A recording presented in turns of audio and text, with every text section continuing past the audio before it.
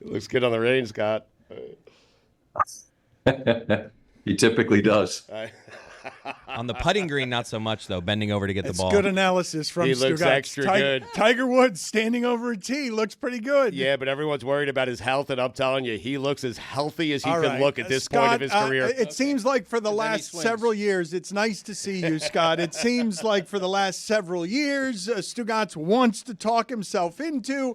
Tiger can do it on this course because I've seen him do it on this course. This is the one course that he would do it on. 5 times. Can man. we please get old Tiger, not just an old Tiger, but the used-to-be Tiger? The answer's no, right? The answer's no, right, Scott? It's so hard to say it's no because I've known him forever, and it was always don't bet against me. But I mean, Dan, he can't finish rounds, man. Like we haven't seen him complete rounds because his body has betrayed him to the point that he can't finish rounds. So finishing 4 rounds and being lower than everyone else out here feels like it's a bridge too far. So maybe that's a nicer way of saying he can't, but I don't know how he can.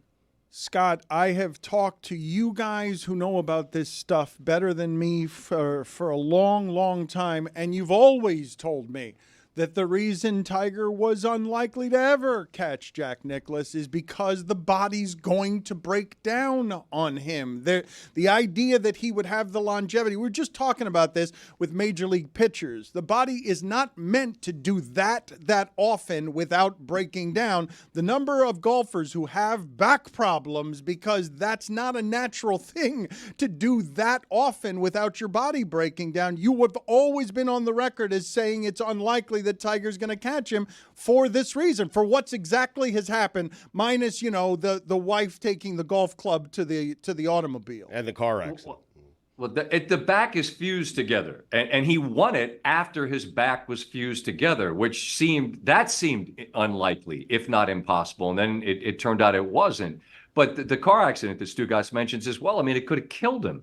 And so you have a combination of a man with a fused back who's going through a myriad of surgeries as well on his knees, and then an accident. And as we've often said, and anyone that's ever been here could tell you that the topography of this particular place, which yes, he knows so well and has played so well here, the hills it's hard to walk it, let alone play it. So I don't know, man. Like, you come here and you talk yourself into it for sure, and all it would take is one birdie on the par 5 second hole to go, here we go. But it's a lot to ask, man. But he's not having sex, Scott. I mean, there you go. Yeah. That's a personal choice, Yeah. a personal choice. But I guess he's locked in, right. Laser focus. Yeah, no sex. Neither am I, and it hasn't helped my game at all. I thought about that. That felt like really low hanging fruit, so I passed. Second straight day he's made that joke. It's one of his go-to jokes. For me, it's not a personal choice, though. I mean, it's the most wonderful time of the year for Scott Van Pelt and Stugotz. ESPN is broadcasting the Masters for its 17th year. It live play airs on Thursday, Friday from 3 to 7:30 Eastern. SVP will be at the desk at Augusta. He'll be calling the 17th and 18th holes. He'll also be anchoring SportsCenter, as he does better than anybody. Your friend Ernie Johnson likes to talk about having a get-to job, not a got-to job. Yep. This week, more than any other time of year for you, is a get-to job? Without question. And I've told this story a lot since I had kids. They often say, Dad, you have to go to work. And I always say I get to go to work. And I just want them to understand the distinction and understand that I'm lucky to do something I'm grateful to do. This week, more than any other, without question, it's a place, Dan, where I've come for a long, long time. And, I have friends here at the club that I see every year. And, there's a gentleman named Tony who's been, working at the club for years. I saw him and he introduced me to his nephew who plays football at Augusta State. And it's like, I knew your dad before his hair was gray. And when I had some, and there's something about it. And I get that if you haven't been here, you can roll your eyes at it. But everyone's sort of in a good mood. Everyone's on their best behavior. All the players love it. They revere the place. I've been grateful to call it. I owe my career to it largely, having met Tiger and having him do what he did in '97 and have the opportunity to talk to him about it afterwards and maybe get on the radar of ESPN or whatever. So I don't know. It invites me to be reflective. It invites me to be nostalgic, and gratitude is something I try to put out in the universe all the time. I don't always do a great job of it, but it's really easy to do that this week. Do you appreciate it even more with age than you did 5 or 10 years ago? No question, Dan. I think, look, what do they say? Perspective is something you either have or you get. And over time, I told somebody not long ago when they asked me about doing this, at some point you wake up and you realize you're on the back nine of your life. And certainly on the back nine of a career. And I don't mean that this is over tomorrow. I mean, I hope to continue to do this for some period of time. But undoubtedly, you think back and you go, 97, I was, 30 years old, 31 years old. Well, now I'm in my late 50s. And I don't know. I don't know if you feel this way, Dan. I don't know how the hell I got here, but here I am. And the end of the runway doesn't feel like it's immediate, but you're getting there. And so undoubtedly coming here and thinking, how long do you get to do this get to job? I don't know, but I'm here right now. And so you just try to be present in that and be grateful in that, because at some point I won't. And I try not to think a ton about that, but absolutely age makes you more aware of and present in the present. Do you think you'll still be doing this when the next eclipse comes around in 2045, I believe? If it happens, I got these cool little glasses that they gave us, so I am well equipped for that. Hell no. I just hope I'm alive, man. It was wild. Like literally, you got people all across the country, and here our little master's goggles looking up at the eclipse. No, I'll be long gone by then. You'll probably be able to sell those though, even if you aren't around in 20. Like those I'll are buy them. worth something. What's the bid? I'll buy What's them. the bid? I'll give you $200. 25, right? What? 200? 201. No, 201. That's about what I paid for the taste of the Masters on Gold Belly. Keep going. Keep going. Yeah. We're at 201. Do I hear 202? Are you familiar with it? So I've never had the privilege of going to Augusta for this. I make the mistake of putting in my last name on the lottery, and I think that always just comes back to bite me. But I'm doing the Taste of the Masters. They finally licensed this the Masters name to Gold Belly, and it allows you to partake in some of the fare that everyone raves about.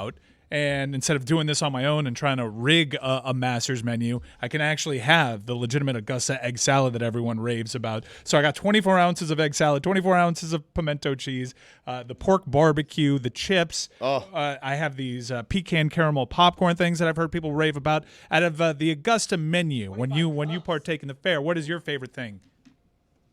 It's not on the menu. I hate to say. Oh, I hate boy. to say you didn't get it. It's no. There's a chicken. It seems like maybe it wouldn't travel. It's just a chicken sandwich, and it's just a piece of fried chicken on a bun. And I haven't had one yet. It's only Tuesday, but by the end of the week, we're double digits for sure. I'd say what the pecan caramel popcorn is. 6, what is that? 6 bags of that? What's 6 what? What's Yeah, that? 6 different bags. That's what caught my eye. When I saw this list, I saw, I'm like, pecan caramel. That has to be really good. It's delicious. Look, I'm not, and this is sacrilege, I get, but I'm allowed to say as an adult that I'm not a fan of the pimento cheese. I'm allowed to say that. Jessica, is he allowed to say that? No, you're not. I just Jessica, said- he's not allowed to say He that. said it. He's So what are you not going to do? He said it. allowed He to said say it. that. He said it. What? How? What, I'm not. I have no agency over what I eat. at this- No. Okay. No.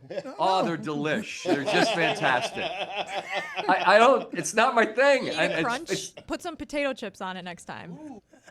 Andy North takes the chicken, puts it in the middle of pimento cheese. He goes hybrid. That's his collab, is the chicken pimento cheese, which he's a fan of. I'm not. It's not my thing. Masters Week, Dano. Well, he's got some Pimento I sandwiches. don't know what his most controversial food take is, but you posted a photo on Twitter last week of a grocery store checkout aisle. You had nine family-sized bags of Nerds candy. This seems deeply unhealthy.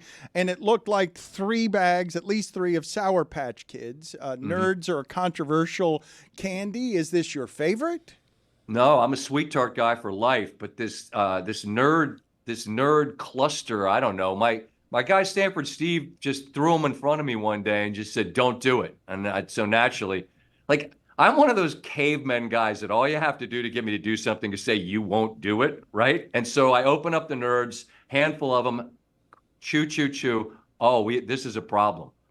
They're really, it's a combination. It's a texture thing. It's a crunch thing. It's a sour, sweet thing. The nerds, just to be clear, that picture, I wasn't buying that. That right there is the, like, at the point of sale deal, right where you're walking at the checkout. I didn't buy all those nerds. Is there a bigger nerd cluster than Stanford? No. That's a good point.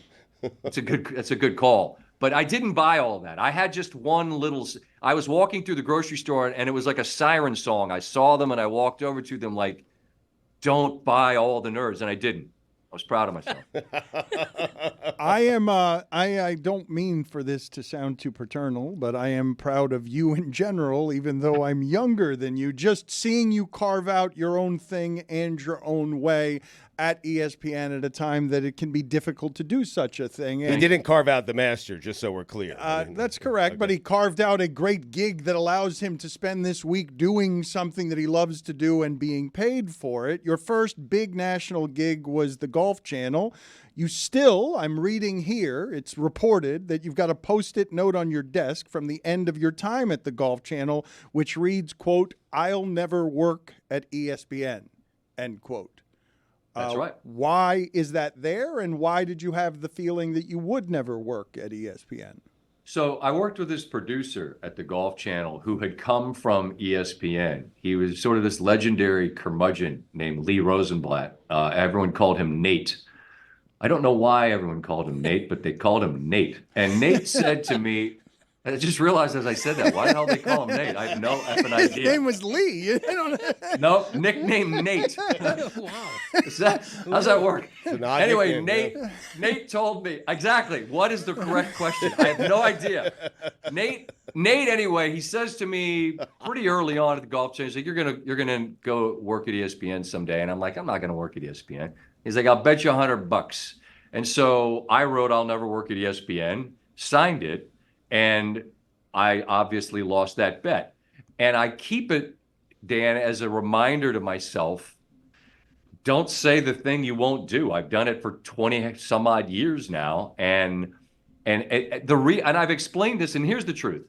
It was imposter syndrome that I had at the Golf Channel. I didn't go to journalism school. I just snuck through this back door. I met Tiger Woods and they put me on TV. And I just kept thinking, ESPN would never want me. Well, so saying I would never do it was like this preemptive thing, like, right? Like, oh, I wouldn't date this beautiful woman, as if that was my choice, right? It was me saying I wouldn't do this thing. And I keep it just as this reminder to myself, well, actually I have, and I hope I've done it well enough that I'm here at Augusta to do my job. And don't say the thing you won't do in life, whatever it might be. And literally, I keep it on my desk, and it sits there staring at me. It's old. It's dated. It's from 1996. But it's good. It's good to have that sort of rudder for yourself. And I think of it often. And I've changed some of the things I've done. I've taken on different challenges throughout time, and I try to remind myself not to just get stuck in a lane, which I think can happen to all of us if we're not willing to do the thing we think we aren't good enough to do. Scott, it's gambling time. Give us some flyers, because it's hard to bet against Scotty Scheffler. He's had a 2-year run. He's won this event. It's hard to bet against him. He's the favorite. But give us some guys that a lot of people really aren't talking about headed into Thursday. I like my guy Keith Mitchell. He's a dog. He's a Georgia guy. He could go low here, and it wouldn't surprise me a little bit. My colleague Curtis Strange on our media call the other day, he said, "I like that Obear guy." I'm like, you like the 9th ranked player in the world as a dark horse? Hey, keep an eye on UConn in the tournament. They might be onto something. I'm trying to think of other people. Like, look, and I'm not going to hit you with a Curtis, but like Spieth hasn't played well. I'd be shocked if he doesn't play well here this week. Corey Connors is a guy that last year had a chance to break through and win a major championship. Again, I'm not talking about somebody outside of the top 100 in the world, but you might not hear his name mentioned. And I think Connors is a guy that could absolutely play well here. Are you talking like top 20s here? Or are you talking wins? He just wants money. I'm looking for value, like Ricky Fowler is plus 10,000. He just wants gambling money that you have advice. Throw him somebody who might make Mitchell Connors are names that you're not going to hear them on our show, I'm sure, maybe on the Golf Channel, but these are guys that two guys that wouldn't surprise me at all if they played well. But the Scotty thing is this. Like, we get asked every time we come here, who do you like and why? And I just said Scotty because when he's winning on Sunday and I didn't pick him, I'm going to say, what kind of idiot wouldn't pick the best player in the world when he's just destined to be on that first page? I certain I would never use that word. That's far too definitive. I'd be shocked if he weren't on the first page on Sunday just because he's playing too well to not be in the mix. But there is no value there, Stugotz, as you know. Yes. Scott, I got to circle back for a second because it's important. When you joined ESPN, did you ever pay Nate the $100? I did. Nate, and this is great. Like, Nate's a ball buster in this way. Like, he literally, I think I might have moved to Connecticut and he was harassing me like a bill collector no, I'm not joking. He's like, you owe me $100. Like, like, what's that scene in Warrior where Hardy gets in the ring? He's like, you owe me $200 after he knocks the guy out. Like, Nate was that guy. And I'm like, you know what? I do. And it's the best check I ever wrote because I owed him the 100 and Cody, no joke. Like, here's a guy that saw something in me that I didn't see in myself. So he was like my Tony Robbins. But I don't know if Nate has ever been compared to like a self-help guy, but I think maybe he was. But I'm square with Nate, and I'm square with the universe in that way. Scott, the Live PGA dynamic has been around Augusta before, but the PGA is very much so at an inflection point. No one really knows what the PGA might look like the next go round. Yeah. What's the dynamic this year with so much uncertainty surrounding both of these leagues? I know there's a big format discussion with Live. The reigning champion is a Live guy. How is that permeating throughout this event? I feel like it's a non-topic. It's amazing how that has changed in the sense that there was this very clear line in the sand. It was us against them. John Rahm pledged his fealty, which is not a word that is used often, but he pledged it. And then apparently his fealty costs $400 million. Mine does not cost that much. I'd have certainly not required that to abandon my fealty. And now, when the PGA Tour's commissioner went on CNBC last year and just a random day in June, I think, and is like, yeah, we're going to team up with Liv, and all the players in the PGA Tour that didn't take the money are like, come again? It just feels like the entire us versus them fight is no more. It seems that we're headed towards some conglomerate of sorts. They just have to figure out the money. So I just don't think Liv versus PGA Tour exists. When Rory, who was the Jon Snow drawing his sword ready to fight all comers, was like, we probably ought to figure this out. Like, your most staunch advocate for the fight laid down his sword. So I just don't think it's even a topic of conversation. And mostly, am I allowed to cuss? Yep. Sure. It's encouraged. People don't give a shit. I just don't think they give a shit. All they want is to see the best players play in the same event, and they get that starting Thursday. So it just doesn't feel like a topic. I mean, I have no appetite for it because once the PGA Tour is like, yeah, we're going to do this, like, it's over. It's not, but that fight feels over to me.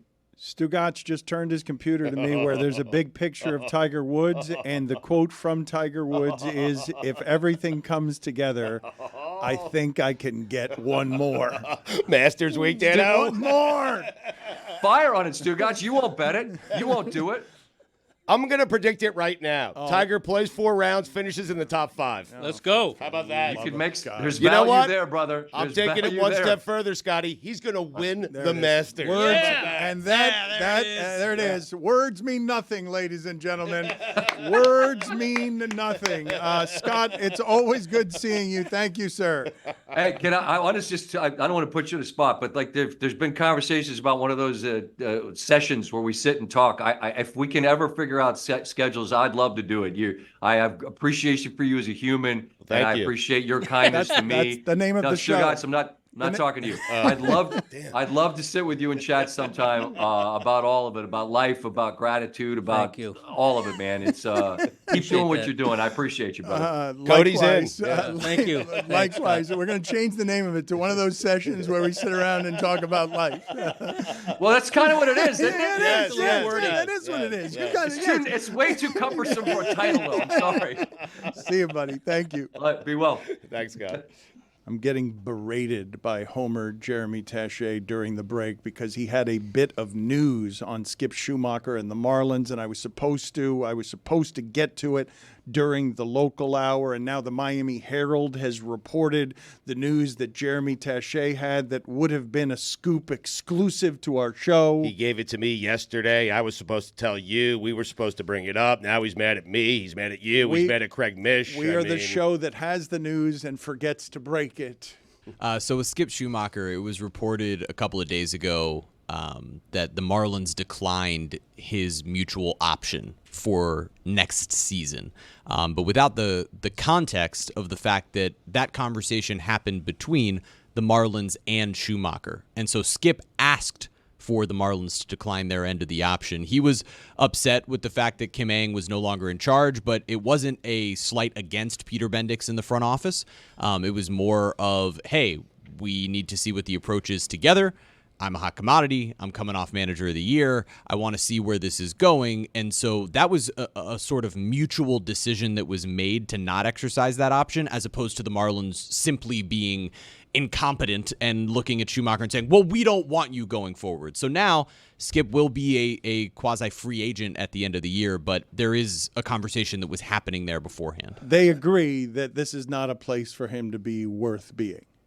I don't know about that. They agree that in a year he might not want to be here, and everyone acknowledges the most humane thing. That's not quite what I said. They already said respectfully. I mean, turn it around, or you may not be here by the end of the season. Their promotional campaign, one of the worst I've ever seen for opening day, was skip it. You know, we were supposed to be a part of that.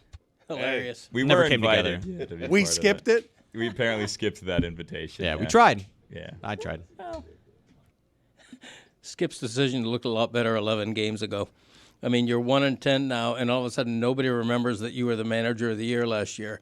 You know, if he continues on this path, I don't know how sought after he's going to be as a free agent. The timing of that news was certainly interesting, right? So if he's 12 and 150, this path of going Not 1 many and 10. people are seeking out the 1-in-10 manager, Dan. Well, that does make the timing interesting, right? Because if that had been a little more thoroughly reported in the offseason, you're having a different conversation. So get out ahead of it while the team's 1-10 and the roster looks terrible. Of, hey, by the way, they declined me. I'm not going to be here, and it's all their fault. And look, that's not that Skip isn't taking accountability. Of course he is. But it's more of a interesting timing on the report. Is there anything that he's actually doing wrong that he could be doing better in terms of what Marlins fans' gripes are? Well, this he's is losing, more, he could be winning. Yeah, no, I understand that, but in terms of like, yeah, he's playing some guy named Birch Smith. Okay, 5 times this season already. Birch Smith. You know what Skip should be doing? He should be having a healthier starting rotation and an owner who spends money. That's what he should be doing. You know what we should be doing? Not signing Rays. Bad Rays at that. If they're available, there's a reason they're not on the Rays anymore. And I'm here to give everybody time, and I'm not going to go after Peter Bendix. But, Peter, there's 29 other teams that you can sign players from. I guess 28 because you're not going to sign your own players, apparently. But there's 28 other teams out there you can sign people from. They don't all have to be former Rays. You don't have to keep calling your friends. These are the bad friends, because if not, they'd still be on the Rays. Yeah. But there's time. I'd like to get ahead and say there's still time to turn it around. We're only 11 games into the season. Yeah. We're not going to overreact. Long season, 162. We have 151 to go here, Dano. Don't freak out yet. But Birch, Smith, and he's not even the worst person in the bullpen. Not even the worst. I'm not going to start on this. You're not going to rile me up. I know that you're trying. I know you were doing it before. You saw me in the commissary drinking some water. You're trying to rile me up, little pokies here and there to get me to kind of freak out and do these things on air. It's not going to happen. Who's that guy in the bullpen? Is it that Puck guy that you keep complaining about? No, he's a starter now. Yeah, because he just Puck's did a a great starter? job Yeah. last year, the second half of the season. They said, you know what you'd be great at? One inning's a little rough. How about if you Why don't we try 9? Let's see if we can do 9. How about if you destroy the game even earlier than you used to? Well, listen, I don't want to go after the Rays again. I don't want to go after Peter Bendix again. But they have this whole thing over there in Tampa where they get these relievers to start games. And it works out for them because they only last 1 inning. And then they take them out of there because they know, you know what? This guy can't hang for 5-6 innings. He's not going to give us a QS. Hey, Puck, get out of here. Get the Puck out of the game after 1 inning. Unless you blow it in 1 inning, which seems to be a thing. How does this keep happening? How does this keep happening with this team that they'll score 6 runs in the first inning and still manage to lose the game? Well, the bullpen is terrible and overused. You know who's in the bullpen? Birch Smith. Who's Jonah Bride? Listen to me. I'm seeing a September roster, and it's April, and it's concerning me. It's early. Is Nick Fortes any good? He's fine. I think the Marlins catchers are hitting a combined 083 going into yesterday, so less than ideal. The hell is Vidal Brujan?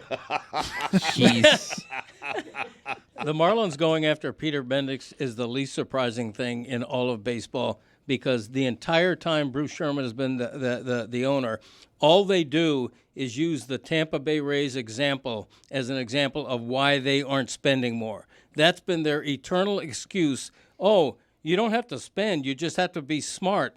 You know what? You can be smart and spend like most winning teams do. Okay, it all starts, I'm a broken record on this, but it all starts with the fact that they have an owner who's not spending. And that's, I guarantee you, that's one of the reasons why Schumaker didn't want necessarily, an option to stay. When are we going to stop getting mad at Marlins ownership for not spending money? They've made it pretty clear over a couple of decades they're not spending money. And we're still surprised by it, and we get angry at it. Okay, but they make the playoffs last year. They shouldn't have. I mean, it was a total fluke. They exactly. They had the worst run differential of any playoff team ever. So that was lucky they made the playoffs. But what did they do during this past offseason? Instead of building on that momentum and actually bringing in a few bats, they do nothing. And their payroll this year is worse, lower than it was last year. The one thing I would say as a bit of a counter is their opening day lineup. Now, part of that is because of the acquisitions made by Kim Ng at the deadline. But their opening day starting lineup was better to start this season than it was last season. And they're just handicapped by that Avisail Garcia contract. That part is horrendous. And to be in the position where you are one of the quote-unquote small market teams that doesn't spend the same way, to have one of those contracts on the books is a disaster. But it is, number one, those injuries to the starting rotation. Yeah, they lost their top 2 pitchers. Not only their top 2 pitchers, they also haven't been with Braxton Garrett, who was arguably their best pitcher last year, and Edward Cabrera, who has not been great, but would not be what A.J. Puck and Ryan Weathers have been. So when you're without 4 of your 5 starters, you're in a bit of a rough position. But this team did not capitalize off the playoff momentum of last year, that's for sure. They tried to do it sort of within the margins, but you're basically going through a second runaround of, hey, we need to build the farm system and build the team. And I think they anticipated this year being sort of a moderate in-between season of expecting or hoping to compete for that last wild card spot and hoping to do it while sort of minorly retooling the roster. But when you get off to this start, that's when you end up in a full sellout mode. Come on. It could be worse. That was good info. You could be the Mets in a rebuilding season that's spending $340 million on Starting your to play payroll. well, the Metropolitans. Now. Like spending always works. Spending doesn't always work, but there tends to be a correlation. You look at the teams that made the playoffs last year. It's a baseball problem. And compare that with the top payrolls in baseball. There's pretty but strong that's a baseball correlation. problem, not necessarily a Miami-specific problem. I will speak to a larger problem that early. baseball has than that one. And it's that human beings and human bodies are not meant to throw a baseball at that rate of speed. You have anything else in American commerce that was breaking bodies at that rate, we'd stop doing it. I mean, The Tommy John epidemic is a nightmare. Or make it the actual national pastime in football, where we don't give whatsoever and people die. Or UFC. It's early still. Act of throwing a baseball at 100 miles an hour is not something that the body is clearly meant to do. Baseball has a problem with the fact that the spin rate and the torque and everything that's happening to elbows make it so that Tommy John surgery is almost a certainty for your power pitcher. You want him to have it earlier in his career so that he can repair his arm. And one of the funny things about the surgery named after Tommy John, because we have 3 people in this room who actually saw Tommy John pitch, is that he threw 87 miles per hour the entirety of his career. Junk ball. He was never throwing 103 miles per hour. I liked Ozzie Guillen's solution of just, everyone should be fat. Because, I never had the fat players get hurt. They just built muscle and they were fat and they never injured themselves. Everyone should just be fat again. I agree that 100-mile-an-hour fastballs equate with arm trouble. But what baseball is doing is the complete game is dead. You rarely see starting pitchers go more than 6 innings anymore. The bullpens are overworked. The Marlins routinely use 5-6 players out of the bullpen in a game, which is why the game slows down, which is why you need these artificial rules. And now they're saying the pitch clock is also contributing to pitcher injuries. So you gotta do something somewhere. I don't know what baseball's doing, but whatever they're doing, it ain't Stop working. throwing baseballs. Well, Dan, the game is boring. The season is too long. The numbers don't matter anymore because they were all tainted during the steroid era, so no one cares about the home run chase. No one cares about 61 home runs. No one cares about a no-hitter. I don't think the game is boring. No one mentioned the no-hitter. I don't Maybe the think people that care should debate this then.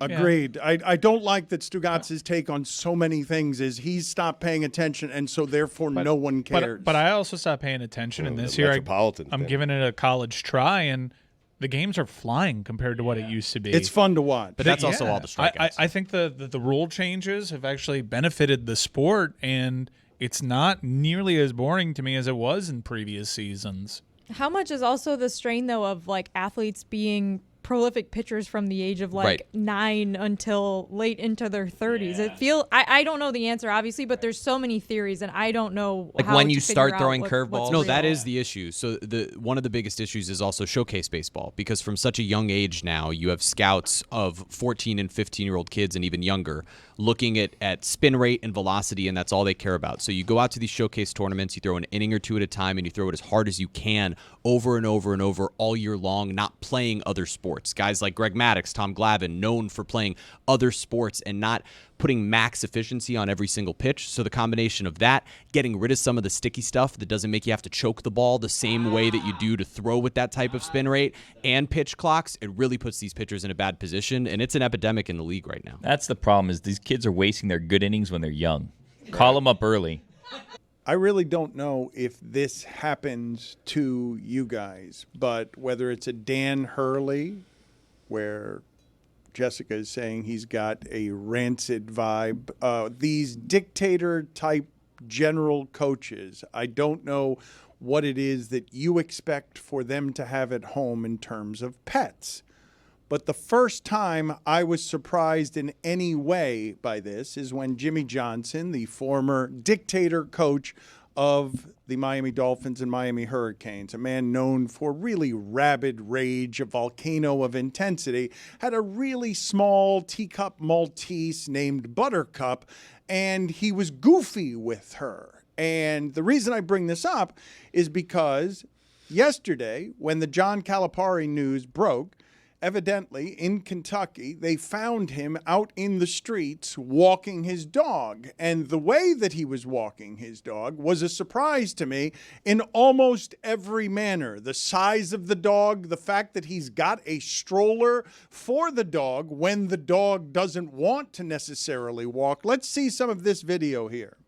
Hey, Coach, you got anything you want to say to your fans or anything? Anything right now? You want to say anything to your fans right now? I'm good. Come on, Paul. Paul? Come on. My dog is walking me. Come on. The name of the dog is Paul? I like it. Creative. I love human names for animals. Put it on the poll, Juju. Do you love human names for animals? That's why I call my dog Earl, and I regret not calling him Larry. I think the dog in Gilmore Girls was named Paul Anka, if I recall. So maybe that's his dog's full name. Did you guys get surprised by anything in there? Do you make any sort of judgments about a coach? Well, yes, I make judgments about a small dog stroller. That obviously I didn't have Calipari walking his dog, and that dog being a tiny dog that he then will move to a stroller. I don't even understand the stroller for the dog. Can someone, unless the dog is not healthy, what's the point of the stroller for the dog? I really don't understand it because the dog is not in the stroller as they're going for the walk. Maybe this is a long walk, and it's like you're not in the stroller now, but you might get tired. Maybe they have to go somewhere indoors, and so he doesn't want the dog to walk around indoors. I have a friend with a healthy dog who is a stroller dog. And I saw her when I was in New York last week, and she takes her dog all the way from the New Haven to her job in like lower Manhattan every day and has to like go through all the train stations and stuff. So it's easier for her to just put her dog in the stroller and then she can like dump all her bags and stuff. But that makes sense. Calipari's taking his dog for a walk down the block. I mean, it's a fair distinction. Big block, but I thought it was nice really block. cute. It's very funny. I feel like I would never push my dog around unless I had like a dog growing up that was very sick, so we'd put him in a stroller and walk him around and stuff. But it was like the end of his life, and it was like we wanted him to get some fresh air. But this dog, she just like strollers him around, and it's so cute, but it's so funny. Maybe he intends to kidnap a child. Huh. Why would you? It's a good point, Billy. That is not a a good good point. point. It's a good. That's You a don't valid know him. point. I mean, you don't know him. Yeah, that's a No valid one thought point. he was going to switch schools. You never know. Go on. Very valid point by Billy. Time to throw away all journalistic credibility and get reckless. Here is something we like to call reckless speculation. You're good. I said maybe. We don't know. We're trying to figure this out together. When solving a crime, you need to kind of toss out all, How would this work? So is the baby in the stroller with the dog, or there's no dog, it's just a baby that he's kidnapped? Well, I mean, so you go out for the walk with the dog. The dog, Paul, correct? Paul is walking Paul. with him. Paul. It's an important detail in an abduction. Well, Paul no. Well, Calipari. you need to have, if you're going to commit the perfect crime, you need to have all things accounted for. That's how the garbage bag person got away with it, right? Because the garbage bag person thought of everything except the slides. We're still trying to figure out that situation. We saw the toesies. That goes back to yesterday's show for anyone catching up.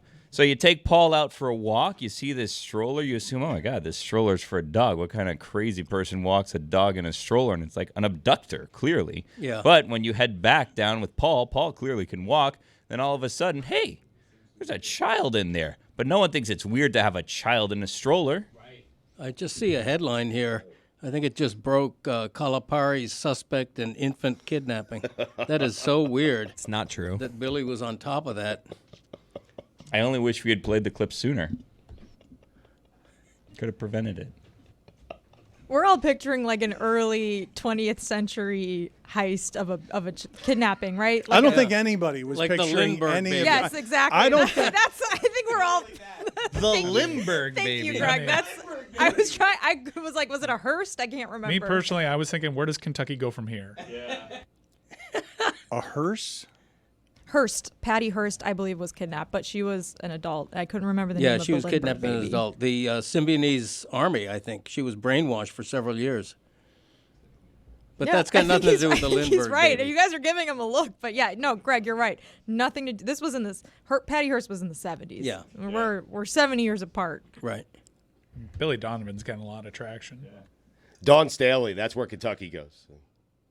Wow, that's inspired. How great would that be? That's an inspired take. Yeah, she's a lifer at South And it Carolina, is the though. kind of basic cable television take that I thought we would have heard yesterday. If I'm New Dan, Dawn. We heard it on the show yesterday. if I'm Dan Hurley, I stay. I think he's already said he would. They all say that. For now, Yeah, right. True. Dusty May, whatever his name is. Probably making that, probably whatever his name is, probably regretting that Michigan quick bye. Hurley did say no way. He did say an immediate no way to the idea that he might become the highest paid college coach in history by going to Kentucky. You don't say you're going to Kentucky right after you win a second national championship with UConn. Give it a couple of days. You know? Talked about this some, but you can just add Calipari into the names of like Harbaugh and Saban, people that have had success one certain way. And then the sport changes. They're also all at an age where it's understandable. There have been whispers surrounding Calipari for several years that he was angling his way to get to the pros. That doesn't necessarily seem like it's a real shot for him anymore. He had his success a certain way, and it just so happened to be pre-NIL, before the talent evened out, before the way that they were doing things had all of a sudden a huge sudden shock to the system. These are Mount Rushmore type of coaches, Saban and Calipari in their specific sports, deciding rather abruptly when everyone says that they could do this for several more years, that I'm not feeling this anymore. I do believe, though, that while it's lazy, it's also super efficient if you're a billionaire. What do you mean? It's just going to cost me $40 million to make my program instantaneously more hopeful than it was yesterday? Why not? You're a magnate, and you can just put a name that will immediately sell tickets and get you just an off-season of hope.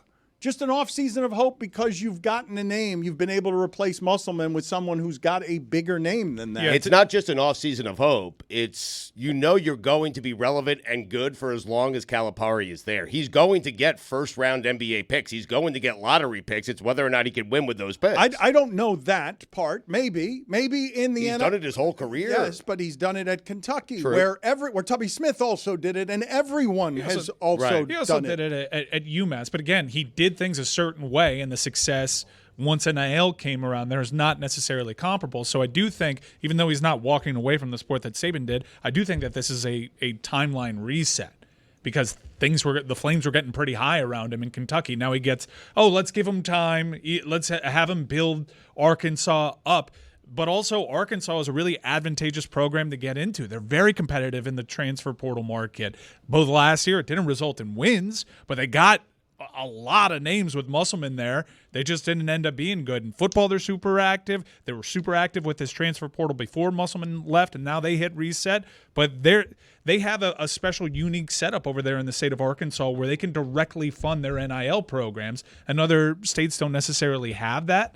And Calipari is seeing where he can maybe replicate some of the success in this new NIL age, and has decided maybe Arkansas is a better fit for me and the way that I get talent. The basketball program has been to 2 Elite Eights in the last 3 years. I mean, there's a history there, and it seems like it's a fairly easy place to recruit if you're John Calipari. It's a good job.